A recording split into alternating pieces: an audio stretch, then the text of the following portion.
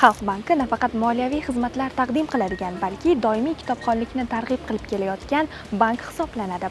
Ayni damda Markaziy bank tashabbusi bilan tashkil etilgan Bank va ma'rifat forumida ham Xalq banki faol ishtirok etmoqda.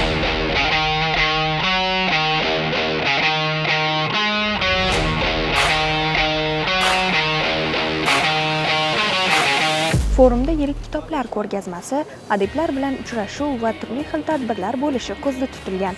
Ushbu forum 24, 25, 26 sentyabr kunlari bo'lib o'tadi. Keling, kitoblar olamiga sayohat qiling. Bank va ma'rifat forum doirasidagi nashriyotlar va banklar uchrashuvi bo'lib o'tmoqda ushbu zalda. Banklar va nashriyotlar hamkorligining eng katta namunasi sifatida ayni Xalq banki va Asaxiy Books nashriyotini hamkorligini namuna qilib ko'rsatsak bo'ladi. Bizga ma'lum, Xalq banki bu yo'nalishda, kitobxonlik yo'nalishidagi hamkorliklar bo'yicha karvonboshi.